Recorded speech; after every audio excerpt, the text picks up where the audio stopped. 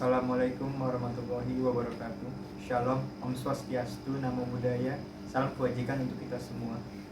Nama saya Birham Fahmi Safat dari kelompok 5, ingin menjelaskan perihal asas lex specialis derogat legi generali. Asas lex specialis derogat legi generali adalah asas penafsiran hukum yang menyatakan bahwa hukum yang bersifat khusus atau lex specialis mengesampingkan hukum yang bersifat umum atau lex generali. Bagirmanan dalam bukunya yang berjudul Hukum Positif Indonesia menyatakan ada beberapa prinsip yang harus diperhatikan dalam asas lex specialis derogat legi generali. Yang pertama, ketentuan-ketentuan yang didapati dalam aturan hukum umum tetap berlaku, kecuali yang diatur khusus dalam hukum khusus tersebut.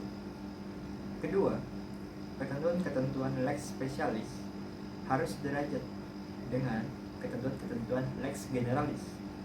Ketiga, ketentuan-ketentuan lex specialis harus berada dalam lingkungan hukum yang sama dengan lex generalis.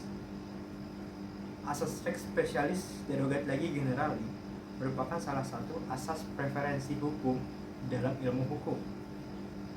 Asas preferensi adalah asas hukum yang menunjuk hukum mana yang lebih didahulukan untuk diberlakukan jika dalam suatu peristiwa hukum terkait atau terlanggar beberapa peraturan.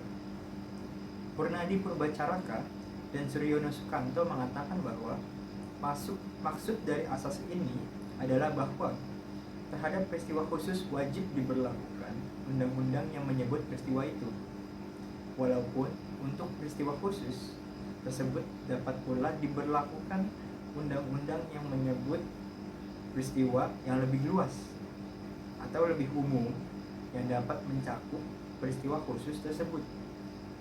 Sementara itu, Edi O.S. Piarich mengemukakan bahwa dilihat dari perspektif politik hukum pidana, eksistensi asas lex specialis derogat legi generali sebenarnya merupakan asas hukum yang menentukan dalam tahap aplikasi. Tahap ini merupakan tahap penerapan peraturan perundang-undangan pidana yang telah dilanggar terhadap beberapa peristiwa konkret atau ius operatum melalui proses penegakan hukum. Oleh karena itu, asas lex specialis ini menjadi penting bagi aparat penegakan hukum, karena ketika akan menerapkan peraturan perundang-undangan pidana terhadap perkara pidana yang ditanganinya. Saya Hadi Meliana akan melanjutkan penjelasan tentang asas lex specialis derogat legi generali. Asas ini dinormakan dalam pasal 63 ayat 2 KUHP yang berbunyi, jika suatu tindakan masuk dalam suatu ketentuan pidana umum tetapi termasuk juga dalam ketentuan pidana khusus, maka hanya yang khusus itu yang diterapkan. Artinya, jika terjadi suatu tindak pidana yang melanggar dua ketentuan hukum pidana atau lebih, yang salah satunya adalah ketentuan hukum pidana umum dan yang lainnya adalah ketentuan hukum pidana khusus, maka ketentuan pidana khususlah yang digunakan. Namun KUHP tidak menjelaskan dalam situasi seperti apa terdapat peristiwa yang melanggar ketentuan pidana umum dan ketentuan pidana khusus. Memori Van Toletching menyatakan bahwa jika suatu tindak pidana hanyalah satu jenis khusus dari suatu perbuatan yang lain dan dari makna yang ada sudah dipahami, maka berlaku aturan lex specialis derogat legi generali, tanpa memperdulikan apakah yang khusus itu dihukum lebih berat atau lebih ringan daripada yang umum, dan tanpa memperdulikan pula apakah dia memiliki sebutan sendiri. Menurut Nolte, pada awalnya orang sepakat bahwa dalam peradilan pidana, asas ini hanya diterapkan bila mana suatu perbuatan memenuhi semua unsur dari suatu tindak pidana yang diatur dalam suatu ketentuan pidana, tetapi juga memenuhi unsur dari suatu tindak pidana yang lain yang dirumuskan dalam suatu ketentuan pidana lainnya, yang unsur-unsur dari ketentuan pidana pertama tadi menyatu ke dalamnya. Selaras dengan Nolte, Van Hattum menyatakan bahwa penerapan hukum yang demikian memperlihatkan hubungan kekhususan yang logis dari suatu ketentuan hukum pidana dengan ketentuan hukum pidana lainnya. Karena semua unsur dari ketentuan pidana yang pertama dapat ditemui juga dalam ketentuan pidana yang terakhir. Bahkan, ketentuan terakhir ini memiliki unsur lain. Namun, praktik penegakan hukum pidana kemudian juga memperlihatkan diterimanya penerapan asas tersebut terhadap ketentuan pidana khusus yang sistematis, di mana ketentuan yang lain itu dianggap sebagai ketentuan khusus bukan karena memiliki semua unsur dari ketentuan yang lain, tetapi karena pengaturan atau nama delik atau sejarahnya merupakan ketentuan yang lebih khusus.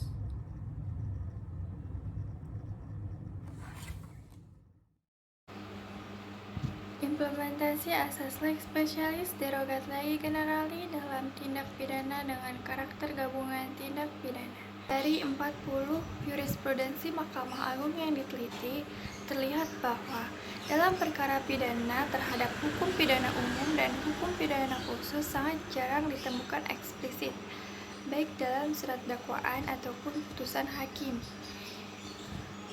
di mana eksplisit sendiri tercantum pada pasal 63 ayat 2 dengan mengkaji 3 hal, di mana dalam perkara tersebut tentang pemberlakuan keharusannya hukum tindak pidana secara khusus. Dengan mengkaji 3 hal, bentuk perbuatan yang ekvid, model surat dakwaan yang digunakan, serta putusan hakim terhadap dakwaan ke-1 atau dakwaan prima. Dalam perkara pidana yang melanggar ketentuan umum dan khusus KUHP disebut dengan dakwaan subsidiaritas yang menggunakan pasal delik, dan sedangkan dakwaan subsidiar dikenakan dengan ketentuan umum atau delik pokok, yaitu sebaliknya. Assalamualaikum warahmatullahi wabarakatuh. Saya Bini Starabulan. Saya akan menjelaskan melalui surat dakwaan dalam menerapkan asas lex specialis derogat legi generali dan tahapan dalam sistem peradilan pidana.